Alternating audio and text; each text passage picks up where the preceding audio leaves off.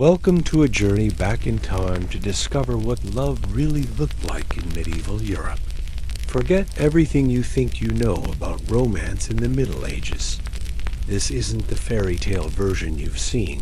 In movies, this is the raw, complex reality of how people found love, made marriages, and navigated relationships in a world ruled by duty, politics, and survival.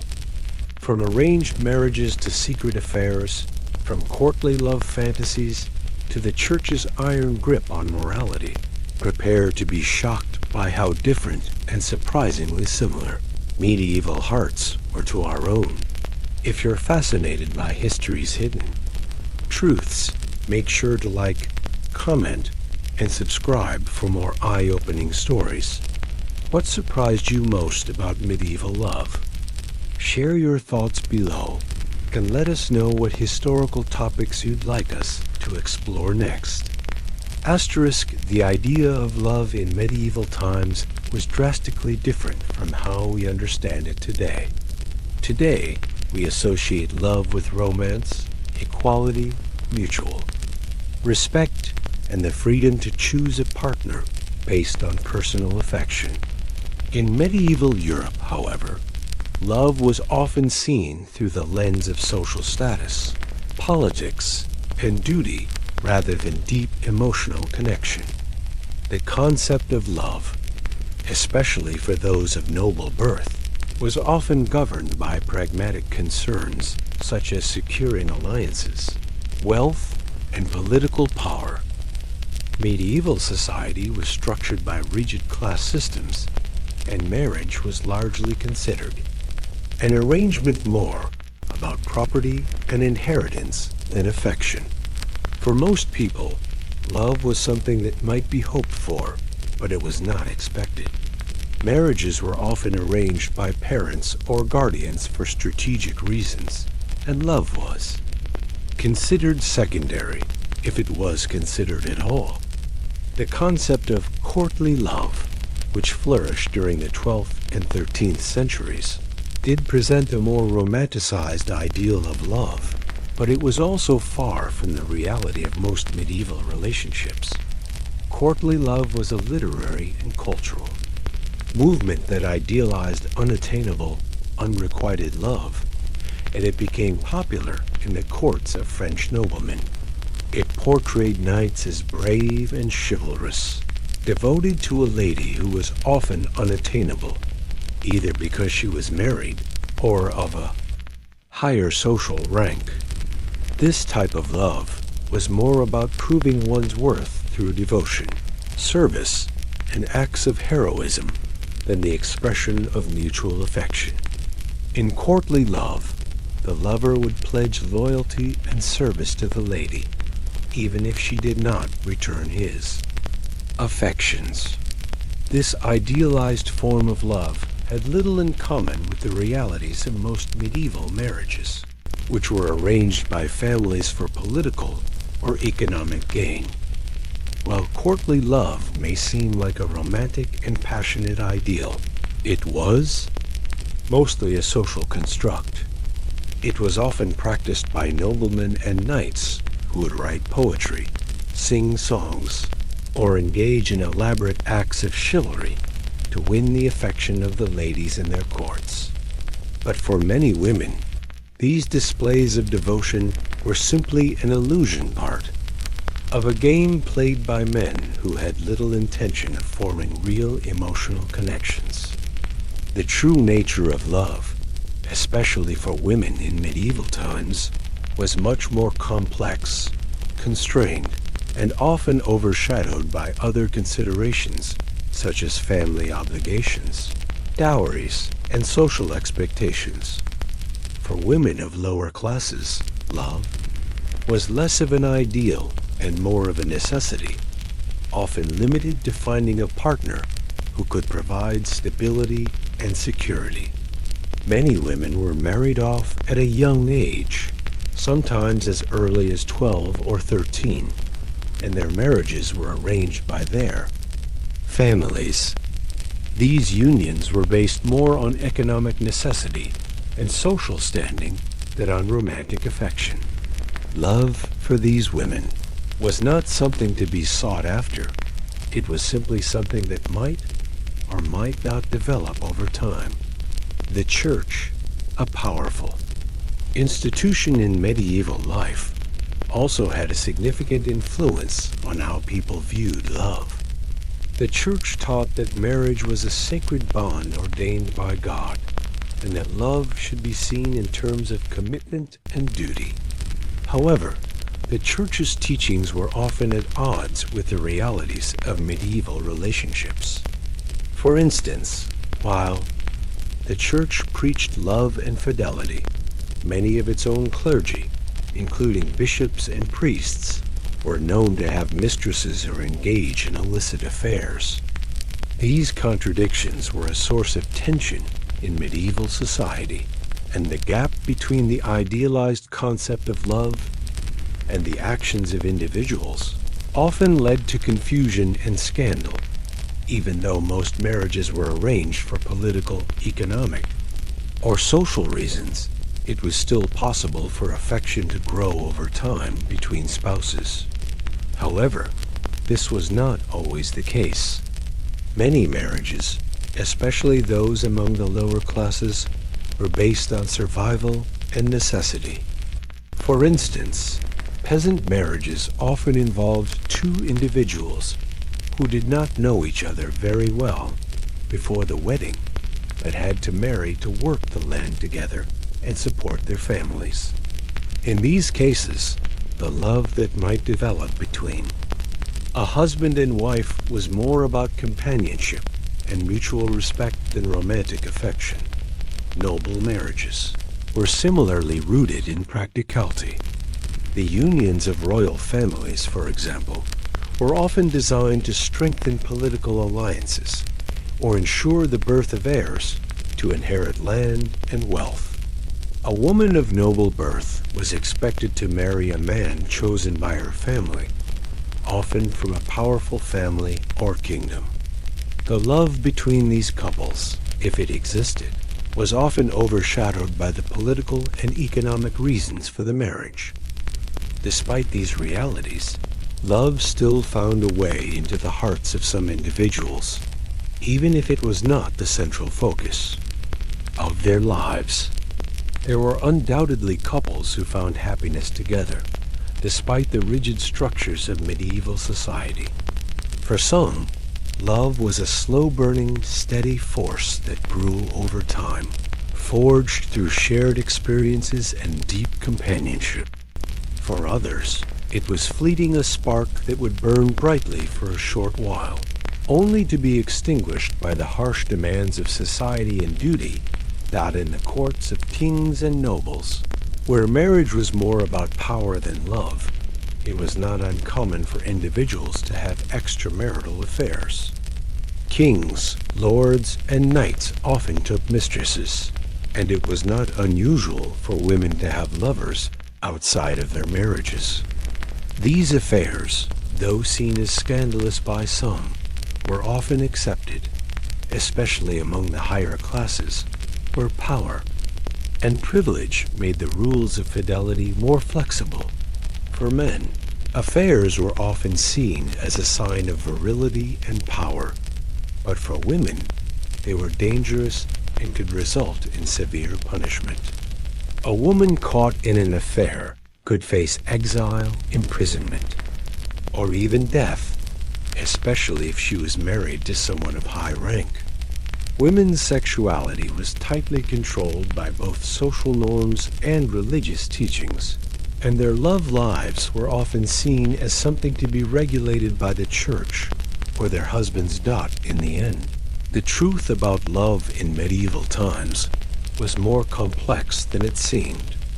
It was not the romantic, free-flowing emotion that we might think of today. For most people, love was often constrained by the needs of society, politics, and religion. It was a force that could be tamed by duty, bound by social expectations, and restricted by family obligations. Love, as we understand it today, was rare and often had to be fought for in a time when social roles and power dynamics dictated the course of relationships. Still, despite all of these obstacles, love managed to survive, adapt, and sometimes even thrive in the most unexpected of places. In medieval times, marriage was not primarily about love. It was about survival, family ties, and social stability. For the nobility, marriage was often a political or economic arrangement. Royal families and the upper class used marriage to secure alliances, land, and wealth, and to solidify their power within their kingdoms. The love between spouses in these cases was often secondary or even irrelevant. Love was seen as something that might develop later, but it was never the driving force behind the union. A young noblewoman, often no older than 12 or 13, was typically betrothed to a man chosen by her family, sometimes before she was even born. These marriages were arranged to strengthen the family's political position, gain allies, or expand their territory. The bride's opinion about the match didn't matter as much as the social or economic advantages it might bring. She was expected to produce heirs, manage the household, and strengthen the family name. Love in these unions wasn't something people discussed, but rather something that might emerge over time, if at all. For men, the marriage contract was a way to gain power, wealth, and land. Kings, lords, and other noblemen had the final say on whom they would marry, and these marriages were frequently sealed by the exchange of dowries, land, or titles. The idea of romantic affection was often pushed aside in favor of practical concerns. The wives of powerful men often lived in their husbands' castles or estates, managing households and ensuring that their husband's lineage continued. For a woman of noble birth, marriage was an obligation, one that would secure her family's future, but not necessarily her happiness. These women were expected to be obedient and subservient to their husbands. The idea of romantic love didn't play much of a role in the relationship. A noble woman's role was to maintain her household, bear children, and support her husband in his political endeavors. If affection developed over time, it was considered a bonus. Yet, despite these restrictive expectations, there were stories of noble couples who shared genuine affection for one another. These marriages, though rare, were often the subject of courtly love poetry, and their examples stood in stark contrast to the reality faced by most couples. One of the most famous examples was that of Eleanor of Aquitaine and her second husband, Henry II of England. Though their relationship was complex, involving political struggle and infidelity, they did share moments of deep affection and mutual respect. For the lower classes, marriage was equally influenced by social pressure and economic survival, though not always in the same way as for the nobility. The working poor, peasants, and farmers lived in a world of constant uncertainty, and marriage provided stability and security. Unlike the nobility, they did not marry for land or titles, but for companionship and shared responsibility. Women, often at a young age, were married off to men chosen by their families, typically farmers or craftsmen who could provide for them. Like noble marriages, these unions were often based on necessity rather than passion. The woman's role was to help with the household chores, raise children, and assist with farm work. In this lower-class world, love was still a distant thought. Most peasants married to ensure that they could support each other and their children. The early years of marriage were often focused on survival, helping their husbands in the fields, maintaining the home, and giving birth to children who would one day work alongside them. Some marriages were arranged for practical reasons, such as bringing together two working families. The bonds that formed in these unions were often built over time as the couple worked together to make a life for themselves. But even in these circumstances, love was not entirely absent. Over time, many couples grew fond of each other, and a sense of affection did develop. Even though most marriages in the medieval period weren't based on romantic love, love did often grow in these partnerships. Many peasants spoke of the quiet joy of raising a family and working together. But these were not the passionate, grand expressions of love we see in modern stories. They were simpler, rooted in shared experience and necessity. There was also a significant difference in how men and women viewed love and marriage in the lower classes. Men, particularly those who were craftsmen or tradesmen, often had more independence and were able to seek personal fulfillment outside of marriage, while women's roles were more restricted. Women were often expected to be faithful, raise children, and maintain the home, while men might seek companionship outside of their marriages. This inequality between men and women was not limited to the lower classes. It was present in every tier of society. Men held most of the power in medieval marriages, and women were often seen as property, something to be owned, controlled, and protected. Women had very few rights, and their desires and needs were often overlooked in favor of the desires of their husbands or fathers. Marriage, for women, was less about personal fulfillment and more about their role in society. Despite these oppressive realities, love was still something that men and women longed for. It was just that love was often something to be hoped for, not expected. People dreamed of love, but most accepted that their marriage might not be built on it. Yet for those who were fortunate, love did bloom in the most unexpected of places. Over time, the affection that grew between spouses was not necessarily out of passion, but out of a shared life, the experience of working together, and the bond that formed over years of facing the trials and hardships of life. For those in the nobility who had the luxury of romantic pursuits, the concept of love could be more flexible. Knights and ladies would often engage in courtly love, where they could express affection without necessarily acting on it. Courtly love was a kind of idealized, unrequited love that emphasized the beauty of emotional devotion and admiration. The knight, for example, would dedicate his actions to a lady of high status, even if she were married or unavailable. It was a way for men to demonstrate their loyalty, bravery, and admiration for a woman in a socially acceptable manner. But again, this was not the reality for most people. For the majority of the medieval population, marriage was a necessary arrangement to ensure survival and security, not a romantic adventure.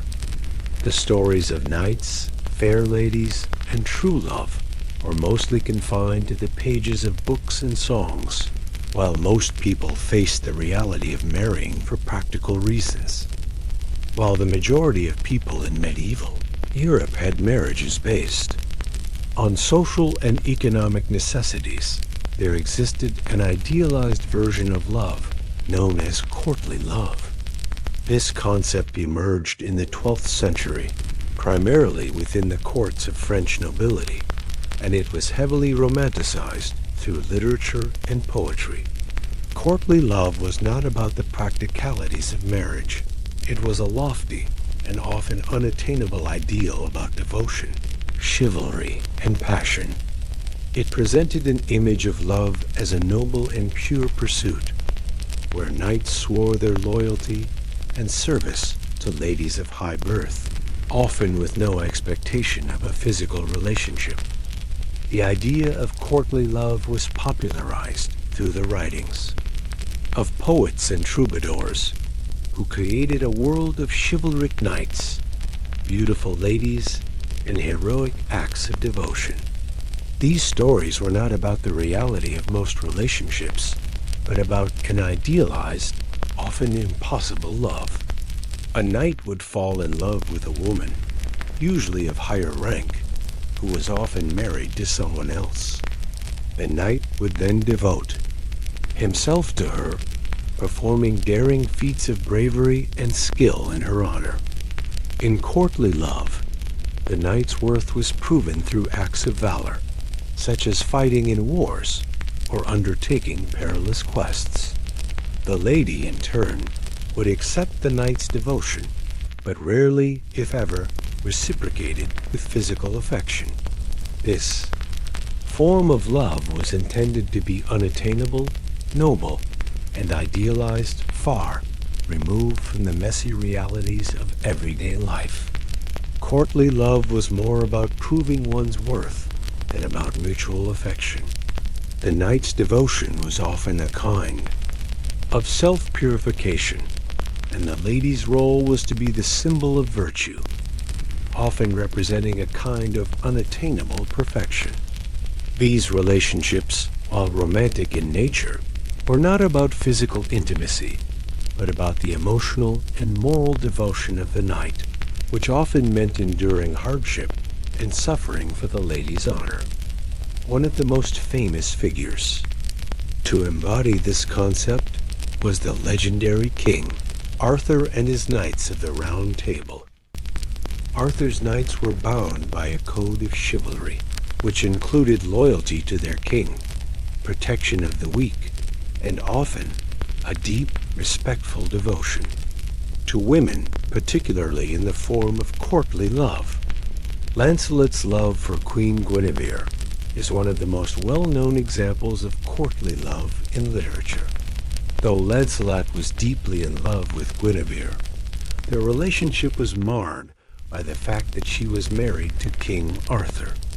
Lancelot's love was pure in the sense that it was defined by his devotion and self-sacrifice, rather than by physical love or even personal happiness. Their love was complicated by loyalty to the king, moral dilemmas, and ultimately betrayal. While these tales painted an image of noble knights and virtuous ladies, courtly love had little to do with real relationships in medieval society. Reality, most noble marriages were politically arranged and did not reflect the romantic ideals portrayed in these stories. Women in the courts, while often admired for their beauty, were rarely seen as equal participants in these relationships. The idealized love that filled these poems and stories was a form of escapism, a fantasy that offered a contrast to the reality of marriage, which for most was about duty, family, and inheritance rather than deep affection. The concept of courtly love also had a religious influence. During the medieval period, the church played a significant role in shaping societal views on love and marriage.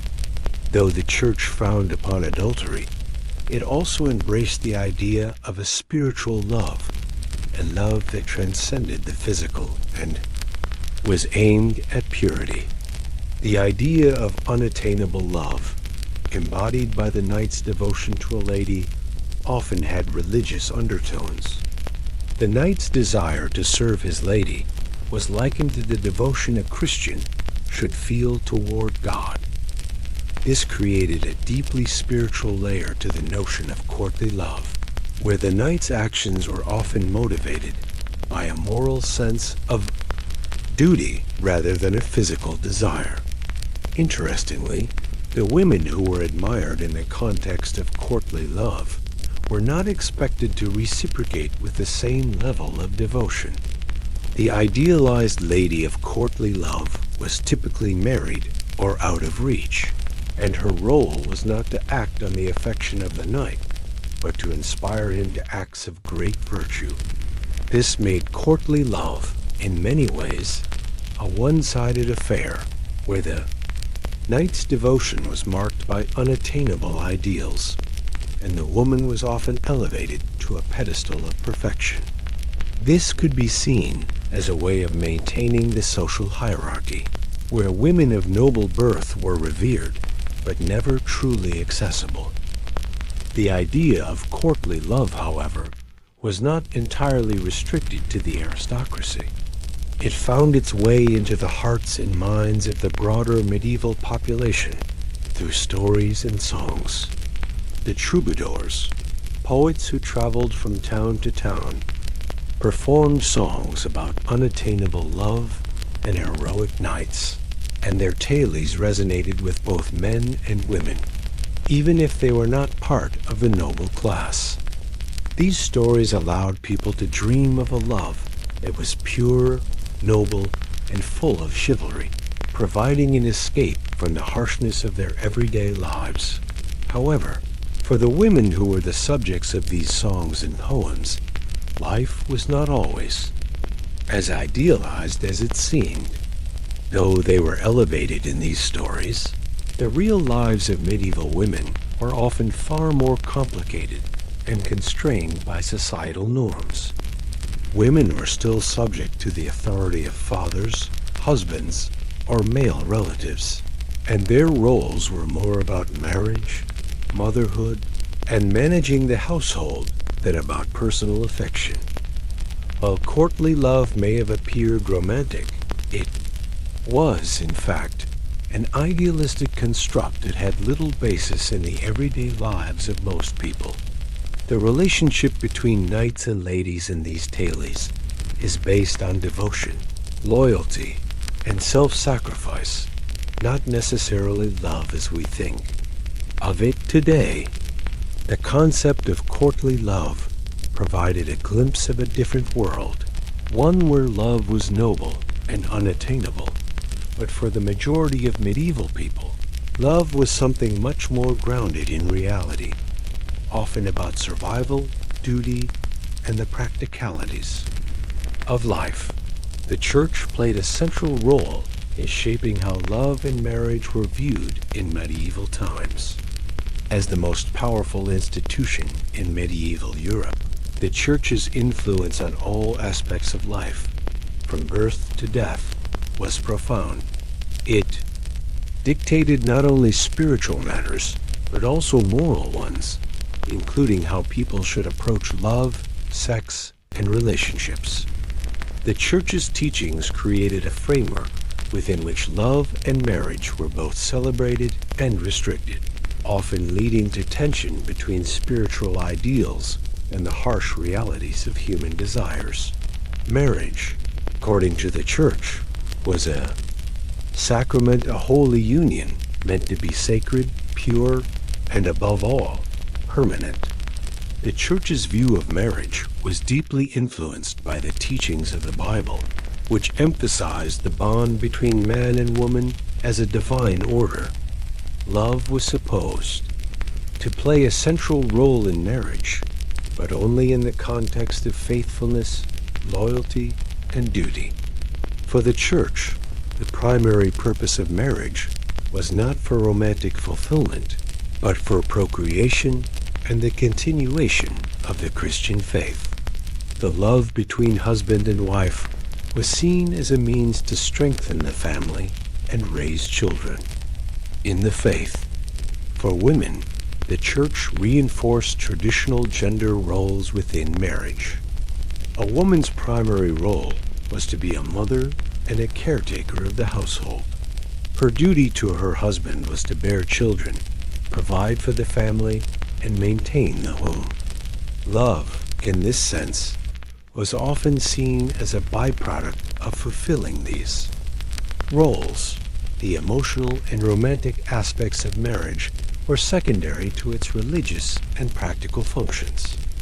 The church's teachings about love and marriage were grounded in the idea of sacrifice, submission, and selflessness virtues that were expected from wives in their relationships with their husbands. Despite the Church's emphasis on love within, marriage, its approach to love outside of marriage was much stricter. The Church condemned all forms of extramarital relations, including adultery and premarital sex. Sexuality, according to Church doctrine, was sacred and could only be expressed within the confines of marriage. The idea of courtly love, with its emphasis on idealized, unattainable affection between knights and noblewomen, was viewed by the Church as an inappropriate distraction from the true purpose of love, procreation, and spiritual unity. Romantic. Love, in the eyes of the Church, had to be subservient to duty and piety. Despite these strict guidelines, the reality of medieval life was far more complicated. People, especially men, did not always follow the Church's teachings about love and marriage. Adultery and illicit affairs were common, especially among the nobility, where arranged marriages often had little to do with affection. Kings, lords, and knights frequently took mistresses, and these affairs were often accepted, if not overlooked, while women were expected to remain faithful to their husbands. Men were often given more leeway in their behavior. This double standard created tension and hypocrisy within society, as many of the Church's own leaders, priests, bishops, and even popes were involved in extramarital relationships or had mistresses of their own. The Church's teachings about love also extended to its control over sexuality. Clergy members, such as monks and priests, were expected to remain celibate, following the vow of chastity. The Church taught that celibacy was a way to fully devote oneself to God, free from the distractions of earthly desires. This vow of celibacy was seen as a spiritual ideal, but in practice, many clergy members struggled to maintain it. There were numerous reports of priests and monks secretly engaging in sexual activities, having affairs, or even fathering children. These transgressions were considered a violation of their sacred vows, and when discovered, they could lead to scandal, excommunication, or punishment. For women, the Church's teachings about chastity and virginity were especially strict. A woman's virginity was considered a mark of purity and virtue, and it was something that was highly valued by society. Premarital sex was considered a sin, and unmarried women who lost their virginity faced harsh judgment. In some cases, women who were caught engaging in sexual activity outside of marriage were punished severely, either by the Church or by local authorities. Women who had children out of wedlock, or who were found guilty of adultery, were often ostracized and shamed by society. The Church's teachings placed a heavy burden on women, who were expected to uphold ideals of purity and chastity, while also fulfilling their duties as wives and mothers. The Church also had a significant influence on divorce, or rather, the lack of it. Divorce was virtually impossible in medieval Europe, especially for those of the Catholic faith. The Church believed that marriage was a sacred bond that could not be broken. If a marriage was unhappy, the couple was expected to endure it, with the hope that love and affection would grow over time. In cases where a marriage was particularly troublesome or abusive, the Church often advised patience, prayer, and penance rather than separation. Annulment's official declarations that a marriage was never valid were occasionally granted, but they were rare and usually involved noble families who could prove that a marriage had been entered into under false pretenses or coercion. While the church's views on love and marriage were strict and often repressive, they were also incredibly influential in shaping the way people viewed relationships. The church's teachings created a clear boundary between what was considered morally acceptable and what was not. Love within marriage was sacred, while love outside of marriage was often condemned as sinful. The ideal of a faithful, loving partnership between husband and wife was upheld as the standard, but the realities of medieval life often revealed the contradictions and challenges of living up to these ideals. Despite these constraints, people still found ways to love and form relationships. For many, love was not a lofty ideal, but something practical, something that grew over time through shared experience and mutual support. In the face of religious teachings and societal expectations, people still sought love and affection, whether it was in the form of quiet companionship or passionate desire. Despite the rigid rules and moral expectations imposed by society and the church, love still found ways to flourish in medieval times, often in places where it was not supposed to. Romantic and physical relationships that went against the rules were common, especially among the nobility. These forbidden love affairs often became legendary, and in some cases, they even shaped the course of history. In a world where love and marriage were tightly controlled, many individuals sought affection and companionship outside the confines of their prescribed roles, leading to some of the most dramatic and scandalous stories of the medieval period. One of the most famous examples of forbidden love was the affair between King Henry II of England and his mistress, Rosamund Clifford. Despite being married to Eleanor of Aquitaine, one of the most powerful women in Europe, Henry II's affection for Rosamund was well known. The relationship became a source of tension, both politically and personally. Eleanor, who was imprisoned for a time due to her opposition to Henry's rule, was fully aware of the affair and bitter about it. Rosamund, on the other hand, was trapped in a difficult position. She was beloved by the king, but also scorned by the queen and the court. The love affair was one of the most talked about scandals of the time and became the subject of many stories, some portraying Rosamund as a tragic heroine, others as a manipulative woman who destroyed a royal family. For men of the court, extramarital affairs were not as heavily scrutinized as they were for women, who had to adhere to much stricter standards of chastity and fidelity. Men, especially those in positions of power, often had access to mistresses, and these relationships were sometimes even overlooked as long as the men's public duties were not compromised. A king's mistress, for example, might have been accepted as part of the royal lifestyle. The more prominent the man, the more likely he was to have multiple affairs, and they were sometimes even celebrated by society. The fact that these forbidden relationships were so often carried on in secret speaks to the larger societal view of love as something that needed to be controlled. Public affection, especially outside the bounds of marriage, was frowned upon, and these relationships often had to remain hidden. For the women involved, the consequences of being found out could be severe. Women like Rosamund Clifford were often caught in the web of court politics, where their relationships with powerful men placed them in precarious positions. If their affairs became too well known, they could be exiled, imprisoned, or even killed.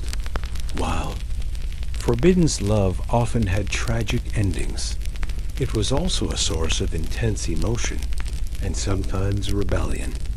For the individuals involved, these affairs could be an expression of a yearning for something more than what society had laid out for them. Love outside of marriage was seen as a violation of the natural order, but for many, it was a defiance of that order, a declaration of personal agency. For women, these affairs might have been a way to claim a small piece of power in a society that offered them little control over their lives. For men, they were a means of indulging in desires that their marriages could not fulfill.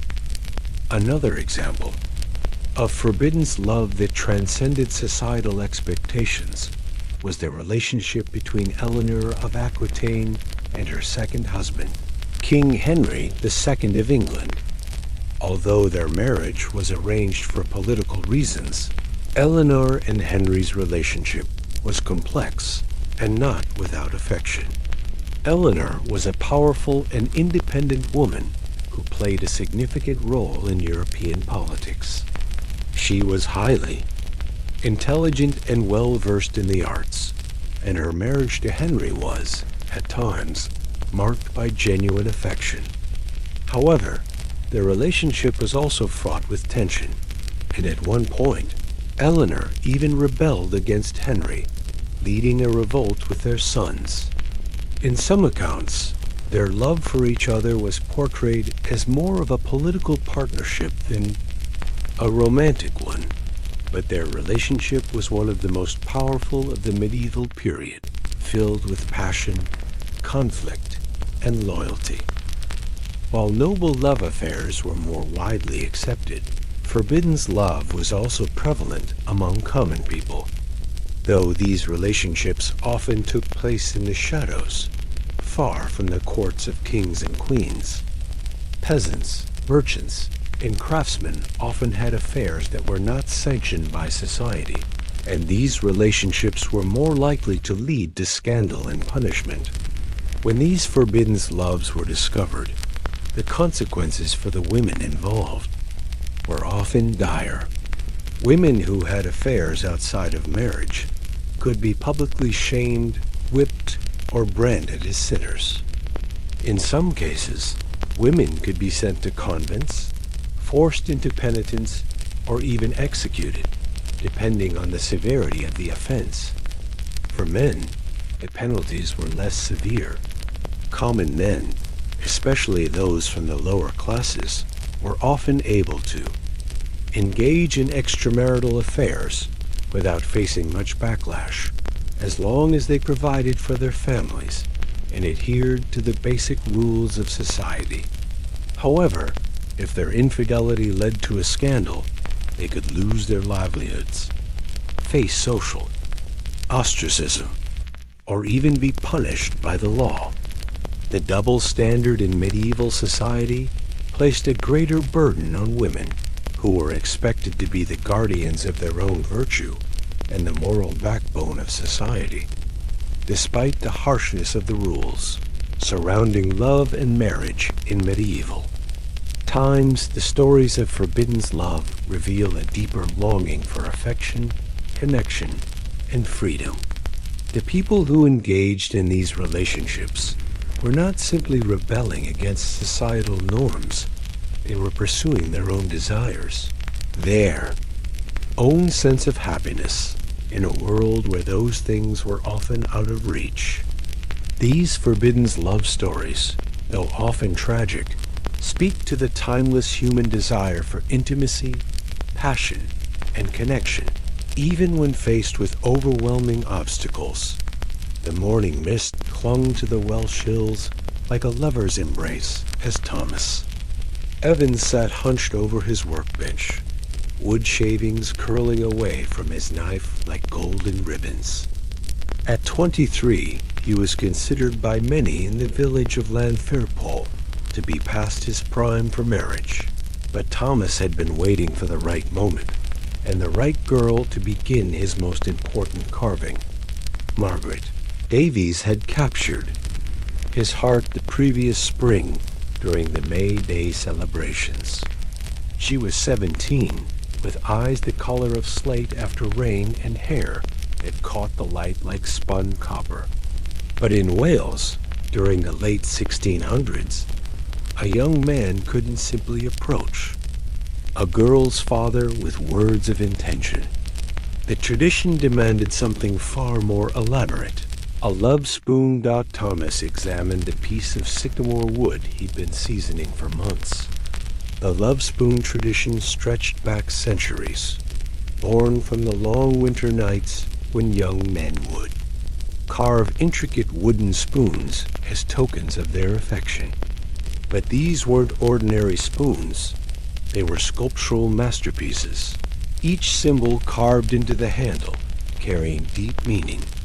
He began with the basic shape, his calloused hands moving with practiced precision.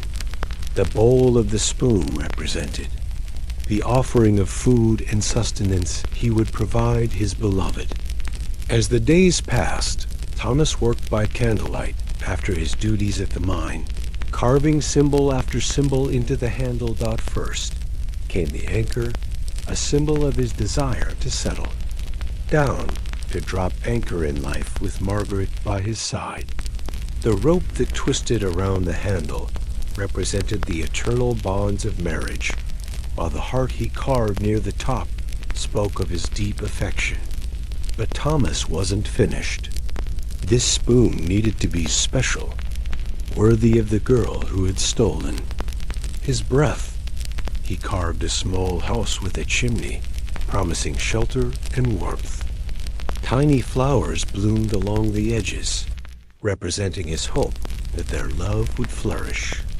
And finally, most daringly, he added a small chain, each link perfectly separated from the others, carved from a single piece of wood.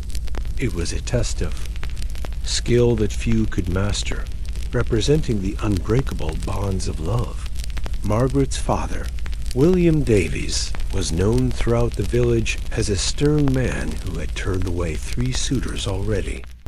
He was a blacksmith, his arms thick as tree trunks from years at the forge, and his approval was not easily won. Thomas knew that presenting the love spoon wasn't just about declaring his intentions. It was about proving his worthiness as a craftsman, a provider, and a man. The night Thomas planned to present his spoon, he bathed in the icy stream behind his cottage and donned his best woolen coat. His mother, Eleanor, pressed a small pouch of coins into his hand, her life savings, meant to show the Davies family that Thomas came from a good stock, despite their modest means. "The spoon speaks when words cannot, my boy," she whispered, smoothing his dark hair. "Let it tell your story." The Davies cottage sat at the edge of the village, smoke rising from its stone chimney into the crisp autumn air. Thomas approached the heavy wooden door, his love spoon wrapped carefully in linen cloth. The ritual demanded that he hang it on, the hook beside the door without being seen by Margaret, but close enough to the evening fire that the family would notice it before retiring for the night. His hands trembled as he secured the spoon to the iron hook. Every carving, every curve, every delicate detail represented months of hope and yearning. If Margaret's father accepted it, Thomas would be permitted to court his daughter. If not, the spoon would be returned, and Thomas would know his suit was unwelcomed. Inside the cottage, William Davies sat by the fire, mending a horse's bridle. His wife, Anne, worked at her spinning wheel, while Margaret helped prepare the evening meal. It was Anne who first noticed the shape hanging by the door. "William," she said softly, her eyes fixed on the wrapped object. "Someone has left something." William rose with a grunt, his joints stiff from the day's work. He unhooked the bundle and carefully unwrapped it, revealing Thomas's masterpiece. The firelight danced across the polished surface, illuminating each carefully carved symbol. Margaret gasped. recognizing the craftsmanship immediately. She had seen other love spoons, but never one so intricate, so filled with meaning. The chain. Links were perfect, each one distinct, yet connected a feat that spoke of countless hours and unwavering dedication. William turned the spoon slowly in his large hands, examining each detail. He traced the anchor with his thumb, noted the house with its welcoming chimney, counted the flowers that promised a blooming love. The quality of the carving was exceptional, better than anything he'd seen from the young men of the village. "Thomas Evans," he said finally, recognizing the style from pieces he'd seen the young man carving during quiet moments at the mine. "The boy has skill." Anne moved closer, her eyes bright with curiosity. "And patience," she added, understanding the time such a piece would require. "Look at these details, William. This wasn't carved in haste or on a whim." Margaret stood frozen by the hearth, her heart pounding. She had hoped Thomas might approach her father, had noticed the way he looked at her during Sunday services and village gatherings. But seeing his love spoon, understanding the depth of feeling and dedication it represented, made her feelings real in a way that stolen glances never could. The tradition now required her father to make a decision. If he hung the spoon on the mantelpiece above the fire, it would signal acceptance of Thomas's suit. The young man would be welcomed into their home for formal courting visits, chaperoned conversations, and eventually, if all went well, marriage. Negotiations. William Davies was a practical man, but he was also a father who loved his daughter. He had turned away the other suitors not out of cruelty, but because none had shown the dedication, skill, or genuine affection that would ensure Margaret's happiness. This love spoon told a different story. With ceremonial gravity, William placed the spoon on the wooden mantel, its carved surface glowing in the firelight. Margaret's breath caught in her throat, and Anne smiled, remembering her own courtship 30 years earlier. Outside, hidden behind the stone wall that bordered the Davies property, Thomas waited in the cold darkness. He knew he wouldn't receive an answer tonight. Tradition demanded patience even now. But tomorrow, when he passed the cottage on his way to the mine, he would look for the spoon. If it remained on the hook by the door, his suit was rejected. If it had disappeared inside, hope remained alive. As the fire burned low and the Davies family prepared for bed, Thomas's love spoon caught the dying light, its symbols telling a story of love, dedication, and hope that transcended words. In a world where marriages were often arrangements of convenience, the Welsh love spoon tradition allowed young hearts to speak their truth through carved wood and patient artistry. The ancient ritual continued, as it had for generations, binding communities together through shared symbols and understood meanings, turning the simple act of courtship into something both sacred and profound. The horseman appeared on the horizon like a specter from the steppes, his silhouette dark against the morning sky. 25-year-old Alexander Petrov adjusted his grip on his gelding's reins, his heart hammering against his ribs as he watched the distant figure of Elena Mikhailova gathering herbs in the meadow below. This was the day he had planned for. Months, the day that would determine the course of both their lives. In the remote valleys of Kyrgyzstan. In the year 1847, the ancient tradition of ala kachu, bride snatching, still held sway over matters of the heart. It was a practice as old as the nomadic peoples themselves. born from a time when tribes moved with the seasons, and young men proved their worthiness through acts of daring and skill. Alexander had fallen in love with Elena 2 summers before, during the seasonal migration to the high pastures. She was the daughter of Dmitry Mikhailov, a respected horse breeder whose herds were among the finest in the region.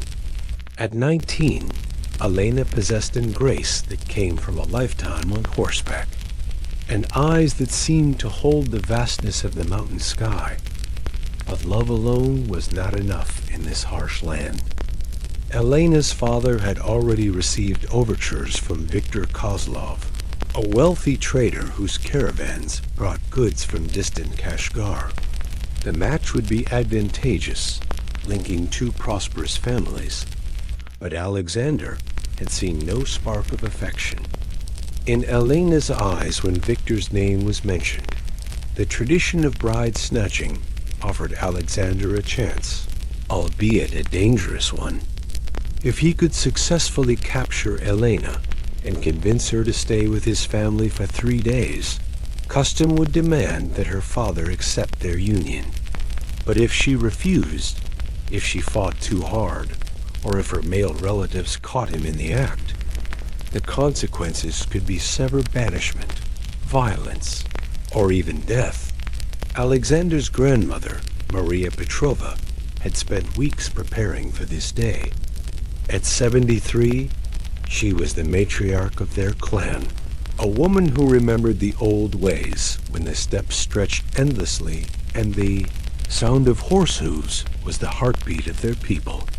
"Listen carefully, boy," she had told him the night before, her weathered hands gesturing in the dim light of their yurt. "This is not about force. This is about proving your courage, your worthiness, and your commitment. If the girl's heart is not already inclined toward you, all the horses in Kyrgyzstan won't make this work." She had taught him the proper phrases, in the old tongue, the words that would explain his intentions and ask for Elena's consent. Because despite the name bride snatching, the tradition at its heart was about creating an opportunity for love to flourish away from the pressures of family negotiations and financial arrangements. Alexander's cousin, Mikhail, waited with fresh horses at a predetermined location 3 miles away. They had planned the route carefully, avoiding the areas where Elena's brothers typically grazed their flocks. The success of their mission depended on speed, timing, and the hope that Elena's heart might be more willing than her circumstances. Allowed her to express doubt as he urged his horse down the slope, Alexander reflected on the subtle signs that had given him hope. The way Elena's cheeks had colored when he spoke to her during the harvest festival, how she had lingered near his family's yurt during social gatherings, the small smile she had given him when he helped her retrieve a runaway foal from the river. Elena saw him coming when he was still 100 yards away.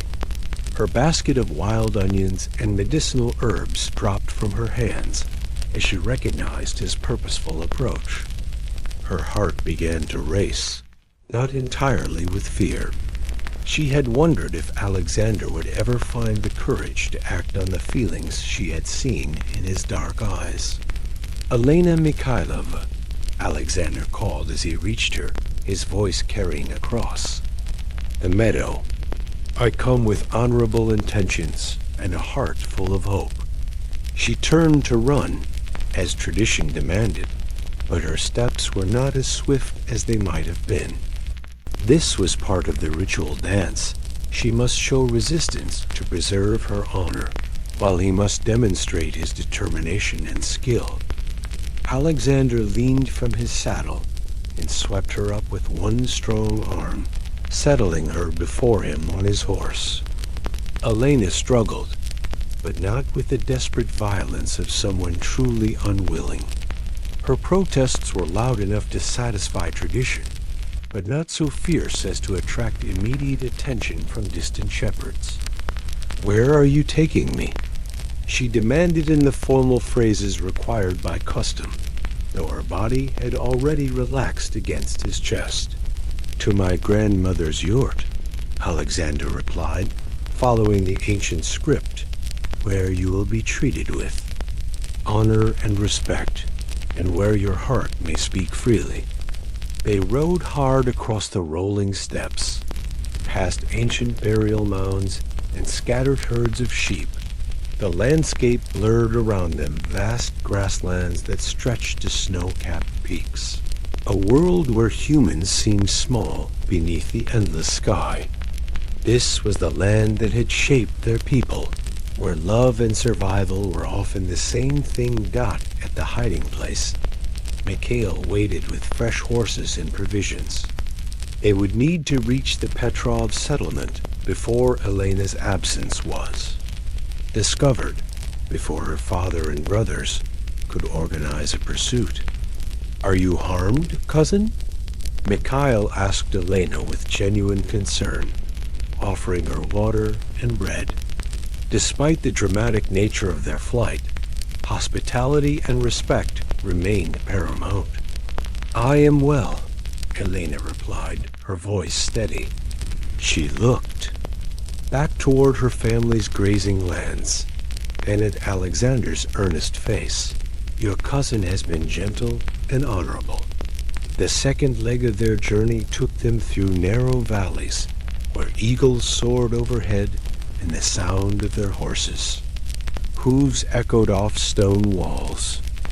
Alexander found himself stealing glances at Elena, marveling at how natural she looked on horseback, how the wind in her hair seemed to animate her very spirit. They reached the Petrov settlement as the sun touched the western peaks. Alexander's extended family had gathered aunts, uncles, cousins, and neighbors who would serve as witnesses to the unfolding drama.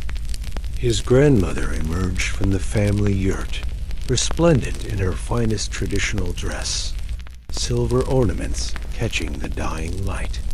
"Welcome, daughter," Maria said formally, using the phrase that acknowledged Elena's potential place in their family. "Our yurt is your yurt. Our fire is your fire. Our protection is your protection." Elena was led to the women's section of the largest yurt, where she would stay for the next 3 days. During this time, Alexander's female relatives would care for her, present gifts, and gently advocate for the match. Meanwhile, messengers would carry word to her family, explaining Alexander's intentions and requesting their blessing. The first night, Elena sat by the fire, listening to Alexander's grandmother tell stories of their family history, of ancestors who had ridden with great khans and fought alongside legendary heroes. She learned of Alexander's character through these tales: his kindness to animals, his loyalty to family, his skills as a horseman and hunter. "He carved this for you," Maria said on the second evening, presenting Elena with an intricately decorated wooden comb. The pattern told a story in the old style: horses running free beneath stars, symbolizing a love that would endure like the eternal sky. Elena turned the comb in her hands, understanding its meaning. Alexander had spent months preparing for this day, not just planning the capture, but crafting gifts that spoke of his feelings and intentions.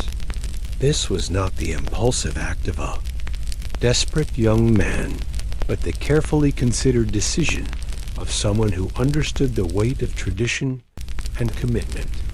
On the third morning, riders appeared on the horizon. Elena's father and brothers had come, as custom required, to negotiate or to reclaim their daughter. Alexander rode out to meet them, his heart in his throat, knowing that the next hour would determine his future. Dmitri Mikhailov was a tall man, whose presence commanded respect across the steps. His lined face revealed nothing as he studied the young man who had dared to steal his daughter. "You have taken something precious to me," he said formally. "What compensation do you offer?" Alexander had prepared for this moment. He offered a bride price of 50 horses, 20 sheep, and silver ornaments that represented his family's accumulated wealth. It was a generous offer, one that honored Elena's value and showed the depth of his commitment. "And what does my daughter say?" Dmitri asked the crucial question that would determine everything. Elena emerged from the yurt, dressed in her finest clothes, the wooden comb holding back her dark hair. She walked with dignity to stand beside her father, her eyes meeting Alexander's before she spoke the words that would seal both their fates. "Father," she said, her voice carrying clearly across the gathered crowd, "this man has shown me honor and respect. His family has welcomed me as a daughter. If you will give your blessing, I would be his wife." The negotiation continued for hours, as was proper, but the outcome was no longer in doubt. By sunset, the terms were agreed upon, and the marriage contract was sealed with traditional ceremonies that would bind not just two young people, but two families, two bloodlines that would merge like rivers, flowing together toward the vast steppes of their future. The alpine wind carried the sound of voices across the valley, harmonizing with the night itself, as Maria Hoffman pressed her face to the frosted window pane of her family's mountain cottage. It was October 1834, and the autumn nights in the Salzburg region had grown long and cold, perfect for the ancient tradition that had governed courtship in these mountains for centuries. At 18, Maria was considered one of the finest singers. In the valley, her soprano voice, as pure as the mountain streams that carved their way through the limestone peaks. But more importantly, she possessed something that set hearts racing and young men to composing verses in the long winter nights, an ear for harmony that could blend with any voice, creating magic in the darkness. Tonight, Friedrich Weber would come with his friends to sing beneath her window. The tradition of Fensterl, window courting, was as old as the Alps themselves, born from the practical realities of mountain life, where families lived in isolated farmsteads scattered across the valleys. During the harsh winters, when snow blocked the mountain passes, and each cottage became an island of warmth in an ocean of white, young people had few opportunities to meet and court. Friedrich was 24, the eldest son of the valley's most prosperous miller. His voice was a rich baritone that seemed to emerge from the mountains themselves, carrying notes that could make women weep and strong men pause in their work to listen. He had been watching Maria for 2 years, ever since she had begun attending the Sunday services in the valley's small wooden church. But watching was not enough. In Austria's mountain culture, a young man proved his worthiness not through wealth or strength alone, but through his ability to create beauty in the darkness. The Fenstrom tradition demanded that suitors demonstrate their musical skill, their poetic creativity, and their ability to move a young woman's heart through song. Friedrich's friends had been gathering at his family's mill for weeks, preparing for this night. There was Johann, whose guitar could make melodies dance like firelight. Anton, whose harmonies could support any voice, like the bedrock beneath the mountains. And young Peter, barely 17, whose enthusiasm made up for what his voice sometimes lacked in polish. Remember, Friedrich's father, Wilhelm, had counseled him earlier that evening. This is not about impressing the girl with volume or showing off. This is about speaking to her soul.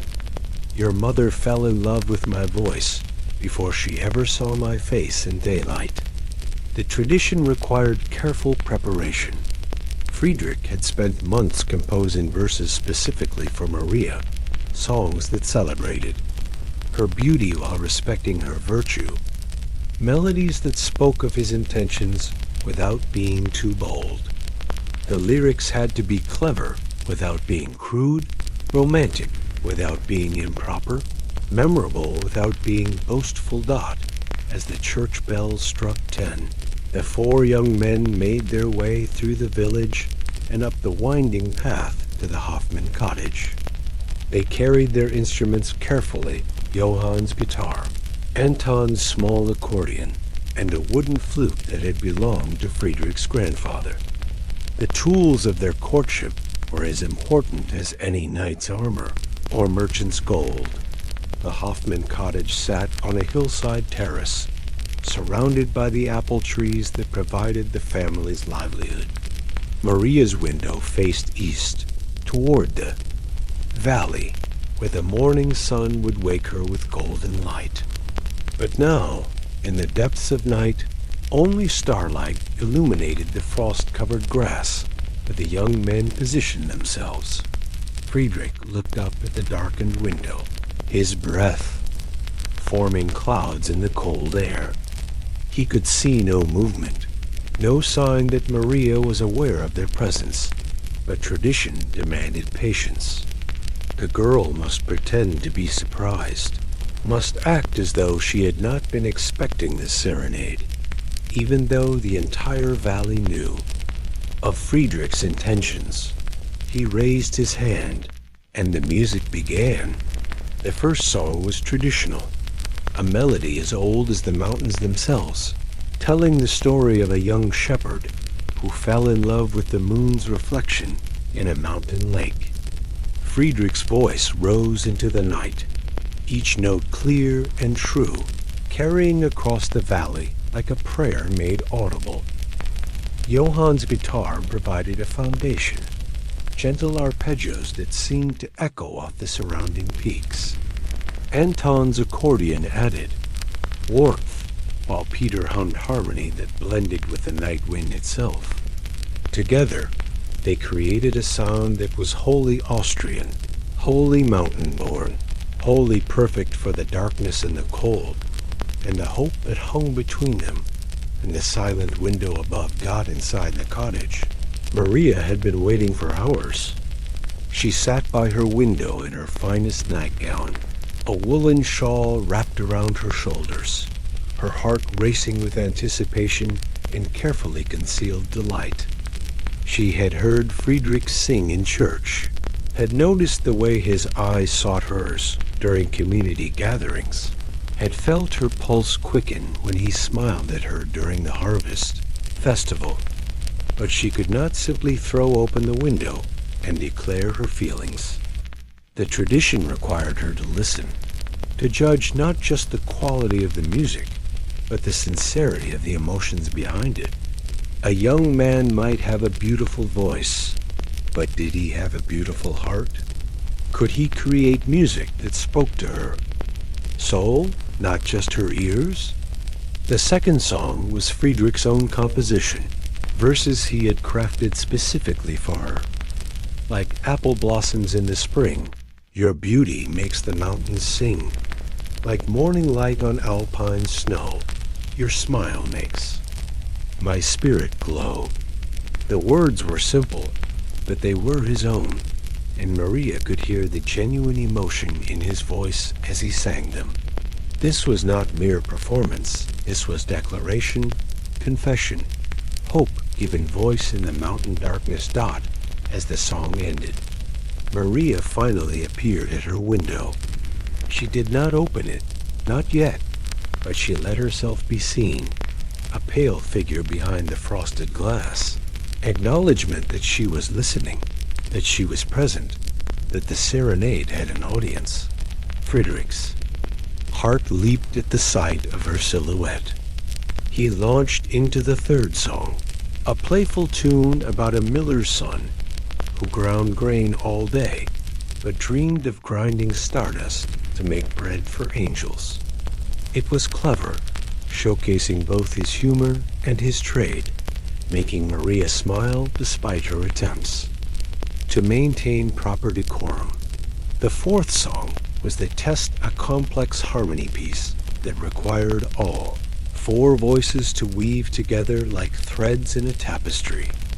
It was a song about the seasons of love, beginning with spring's shy courtship, building through summer's passion, celebrating autumn's harvest, and promising to endure through winter's trials. As Friedrich sang the lead melody, his voice strong and sure, Maria found herself humming along, her trained ear automatically finding the harmony line. Without thinking, she began to sing softly, her voice floating down from the window to blend with the men's voices below. The effect was magical. The five voices created something greater than the sum of their parts, a sound that seemed to embody the very spirit of the mountains themselves. Other windows began to open throughout the valley as neighbors woke to listen to the impromptu concert. This was how legends were born, how songs entered the folk tradition, how two hearts found their way to each other through the universal language of music. When the song ended, the silence was profound. Friedrich looked up at Maria's window, seeing her clearly now, her face luminous in the starlight. This was the moment of decision, the point where tradition allowed her to respond. Maria pushed open her window, letting the cold night air rush into her room. "Your music is beautiful," she called down softly, her voice carrying easily in the still air. But a song is only as good as the heart that sings it. It was a challenge, issued in the formal language of the tradition. Friedrich must now prove that his heart was worthy of her attention, that his feelings ran deeper than mere attraction or the desire to win the valley's most coveted maiden. "Then let me sing you the song of my heart," Friedrich replied, setting aside his grandfather's flute and opening his arms to the night sky. A song that has no music but truth, no melody but love, no harmony but hope. What followed was not singing in the traditional sense, but something more powerful, a spoken poem that came from the depths of his soul, words that painted pictures of their future together, of children who would inherit both their voices, of growing old together while the mountains watched over them like eternal guardians. As he spoke, Maria felt tears freezing on her cheeks. This was not the rehearsed performance of a young man trying to win a prize, but the genuine outpouring of a heart that had found its match. When Friedrich finished, she knew her answer. "Wait for me," she whispered, disappearing from the window. Moments later, she appeared at the cottage door, wrapped in her heaviest cloak, carrying a small oil lamp that cast golden circles in the darkness.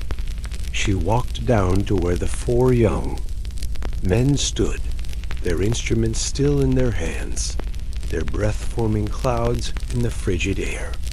"Friedrich Weber," she said formally, "your music has touched my heart. Will you walk with me in the morning light so that we may speak of what the darkness has revealed?" It was acceptance, given in the language of tradition, but carrying the weight of genuine feeling. Friedrich bowed deeply, his heart soaring higher than the alpine peaks that surrounded them. "I will wait for morning," he promised, "and for all the mornings of our lives."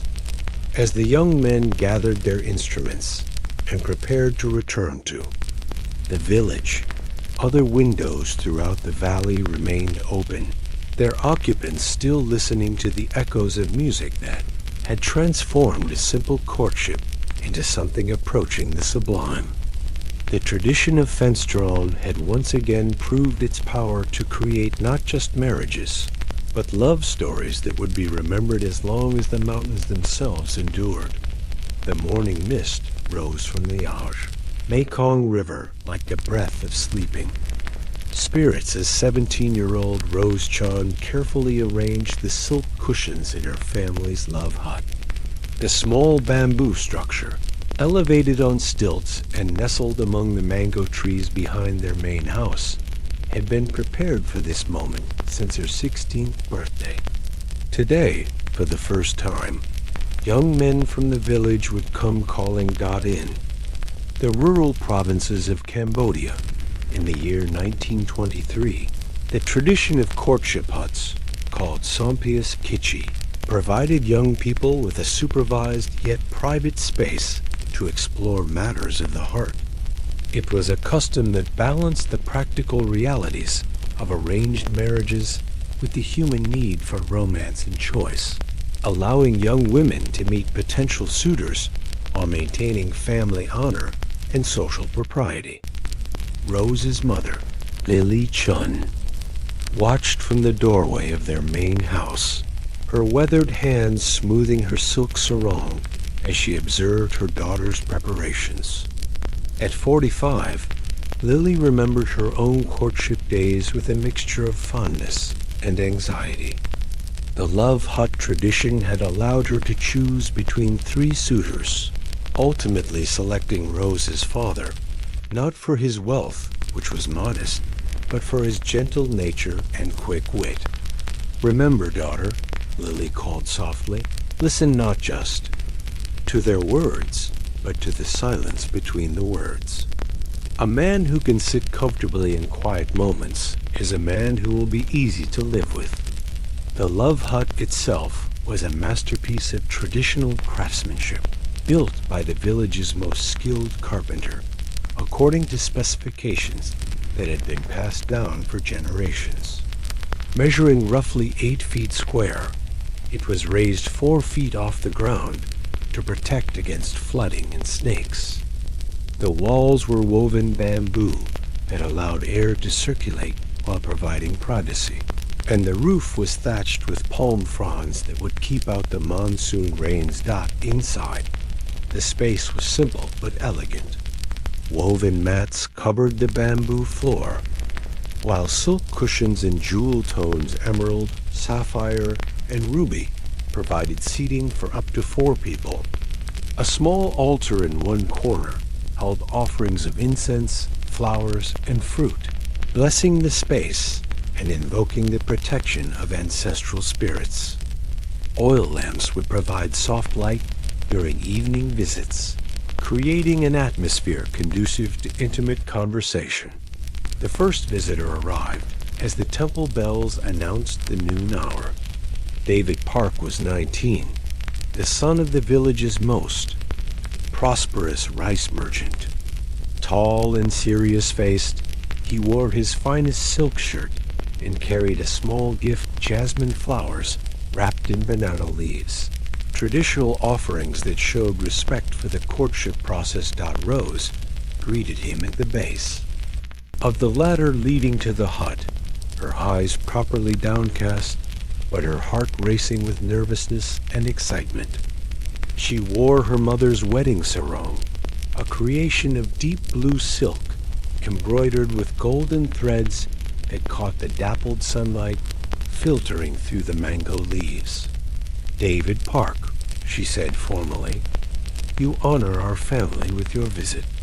Please, join me in conversation."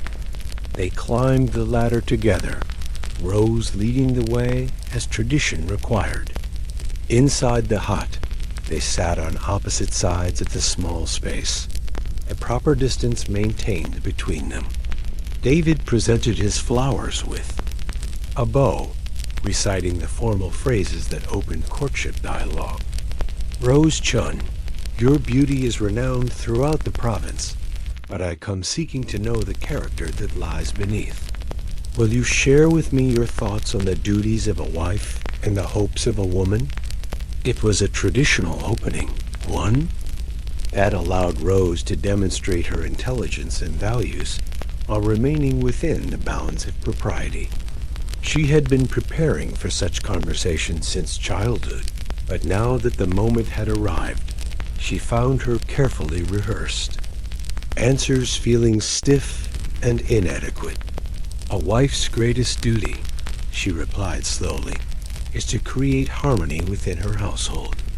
But harmony cannot exist without understanding, and understanding requires that both husband and wife share their truths with each other. David nodded approvingly, impressed by her thoughtful response. For the next hour, they engaged in the ritualized dance of courtship conversation, discussing their families, their hopes for the future, their understanding of marriage and responsibility.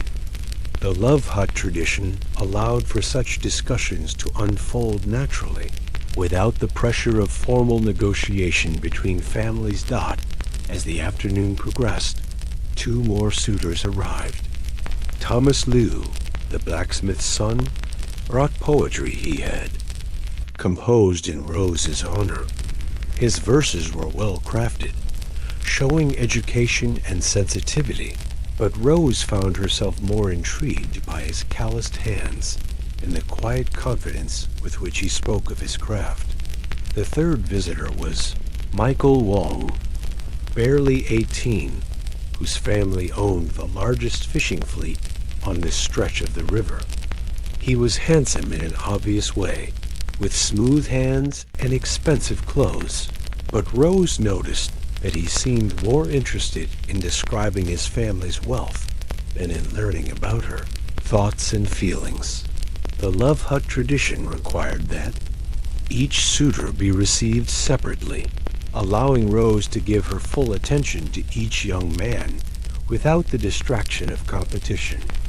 Between visits, she would sit alone in the hut, reflecting on the conversations, trying to discern which man might prove to be the best partner for a lifetime of shared joys and sorrows. As evening approached, her grandmother, Grace Chun, climbed slowly up the ladder to join Rose in the hut. At 72, Grace was the family's eldest woman, the keeper of wisdom and tradition. Her own courtship had taken place during the reign of King Sisawath, when the French colonial influence was changing Cambodian society in countless subtle ways. "Tell me, child," Grace said, settling carefully onto a silk cushion, "what did you see in the eyes of these young men?" Rose considered the question carefully. David Park has kind eyes, but they seem focused on distant things: his business plans, his family's expectations. Thomas Liu's eyes hold steadiness, like deep water that reflects truly. Michael Wong's eyes. She paused, searching for diplomatic words. They seemed to see only what they wished to see. Grace nodded slowly. "And which one made you feel most like yourself?" It was a profound question, one that cut to the heart of what made a successful marriage in a culture where personal fulfillment and family duty were often in tension. Rose realized that with David, she had felt the need to give the answers he wanted to hear. With Michael, she had sensed that her actual thoughts mattered less than her appearance in family connections. But with Thomas, something different had happened.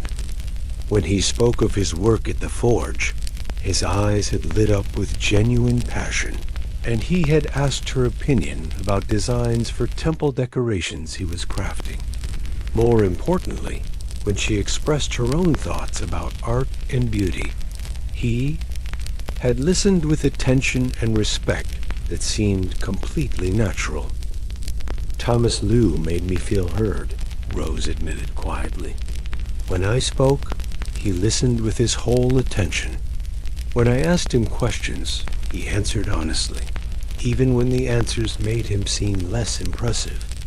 Grace smiled, remembering her own choice many decades earlier. Honesty is a rare gift in a young man, granddaughter. Most are so eager to impress that they forget to be real. A man who shows you his flaws during courtship will trust you with his fears during marriage. The love hut tradition would continue for several more weeks, allowing Rose to receive multiple visits from each suitor, to observe them in different moods and circumstances, to gradually build the understanding necessary for a wise choice.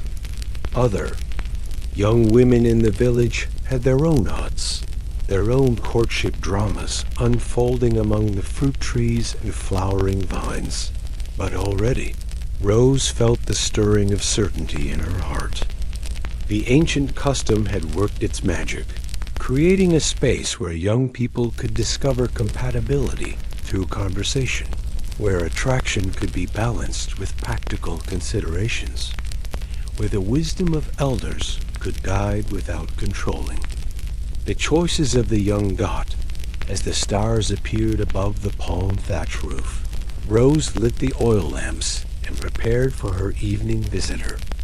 Tonight, Thomas would return, and she would ask him the questions that mattered most, not about his family's wealth or his plans for success, but about his dreams, his fears, his understanding of what it meant to build a life with another person. The love hut stood ready to receive them, a bridge between tradition and choice, between family expectations and personal desire, between the practical needs of survival and the eternal human hunger for connection, understanding, and love. The morning sun cast long shadows across the quay. Rice paddies, as 20-year-old Jasmine Nguyen carefully examined her reflection in the bronze mirror her grandmother had given her. At first glance, her appearance might have startled visitors from distant lands. Her teeth were stained deep black, lacquered to an ebony shine that contrasted dramatically with her pale lips and golden skin. But in the northern villages of Vietnam in 1889, Jasmine's blackened teeth marked her as a woman of exceptional beauty, maturity, and marriageability. The practice of tooth blackening, known as Nguyen Rang Den, was an ancient tradition that stretched back over 1,000 years, rooted in beliefs about beauty, health, and spiritual protection that ran as deep as the Red River itself. For young women like Jasmine, the transformation from white to black teeth was a rite of passage as significant as any coming-of-age ceremony, marking the transition from girl to woman, ready for courtship and marriage. Jasmine's grandmother, Mai Nguyen, had begun preparing the lacquering materials 3 months earlier, following recipes that had been passed down through 15 generations of women in their family. The process required iron filings soaked in rice wine, mixed with the sap of persimmon trees and ground gallnuts, creating a paste that would permanently stain the teeth while strengthening them against decay. The mixture had to ferment in earthenware pots, developing the chemical properties that would create the desired deep black color.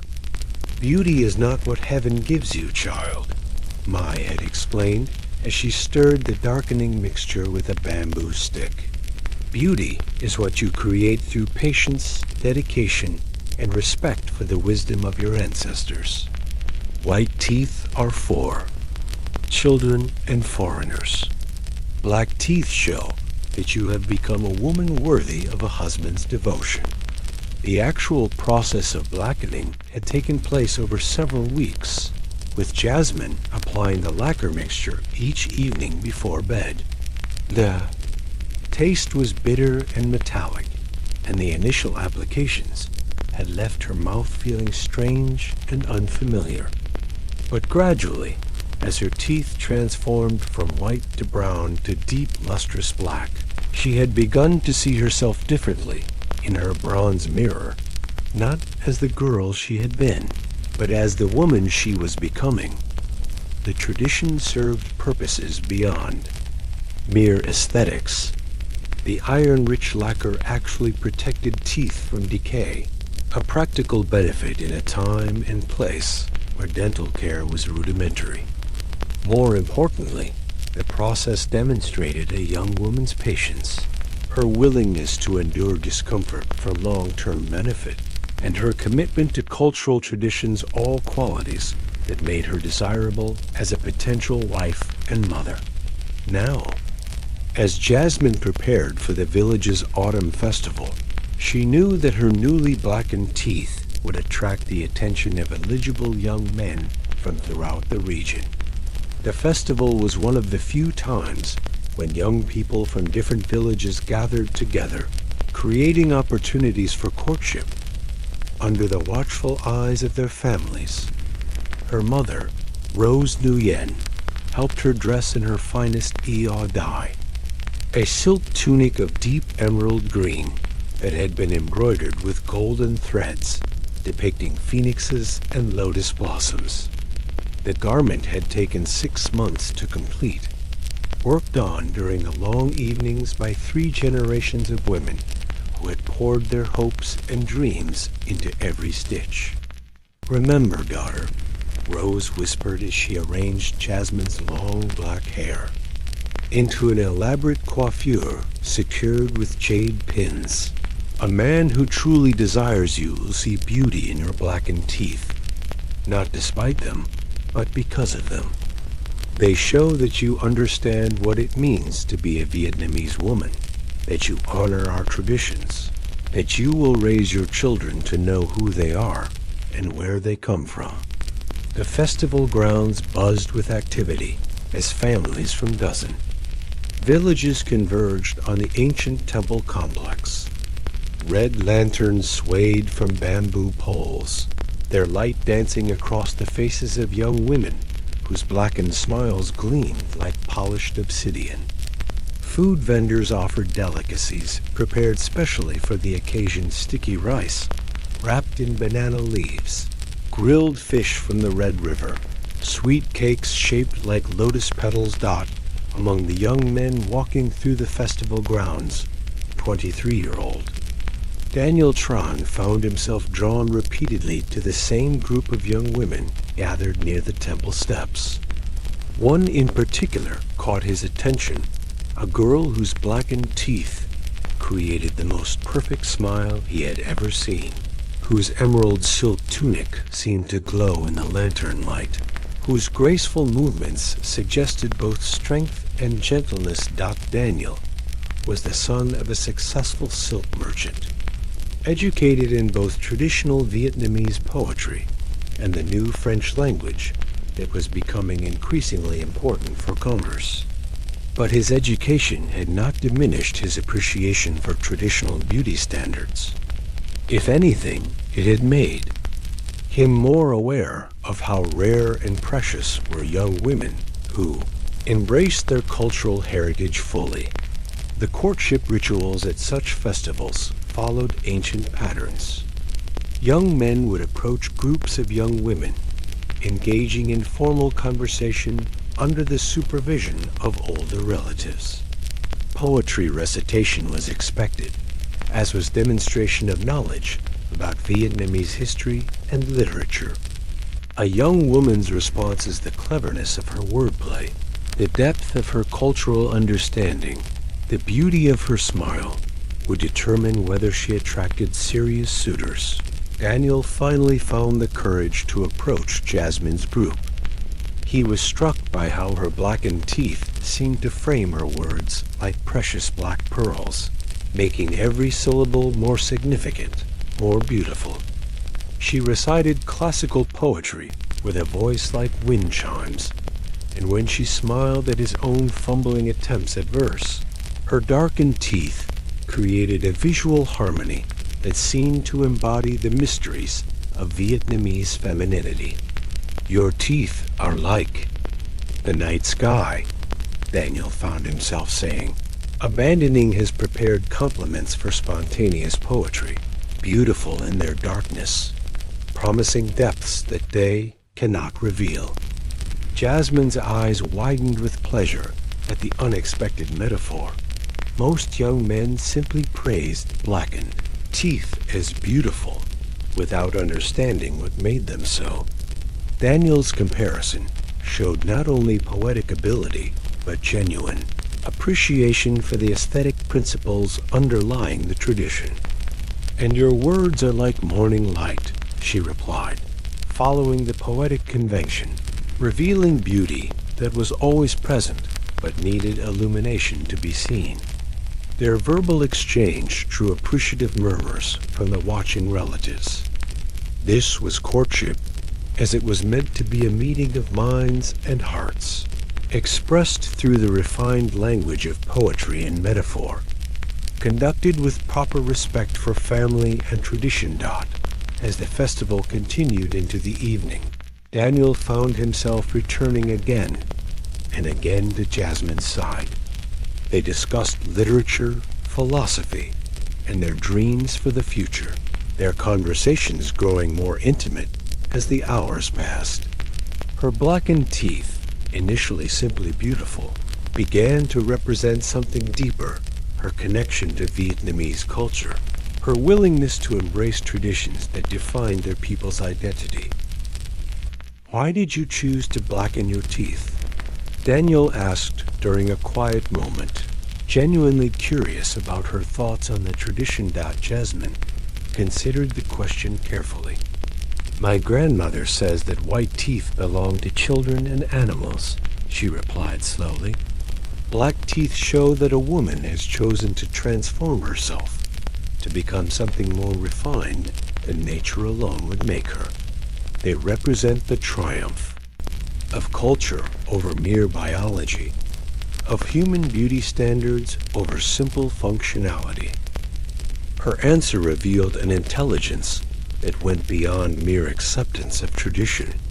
She understood the philosophical underpinnings of the practice, could articulate why it mattered, could defend her choices with reasoning that showed both education and wisdom.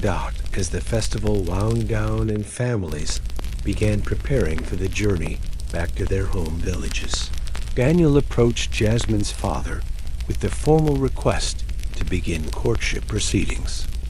The blackened teeth that might have seemed bizarre to outsiders had become, for him, the symbol of everything he sought in a wife: beauty that honored tradition, intelligence that could engage with complex ideas, and strength that could endure the challenges of transforming oneself in service of cultural ideals.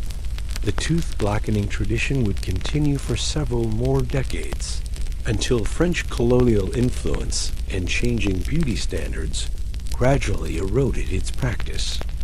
But for Jasmine and Daniel, it represented something eternal: the power of cultural traditions to create beauty, to signal readiness for adult responsibilities, and to connect individuals with the wisdom and identity of their ancestors.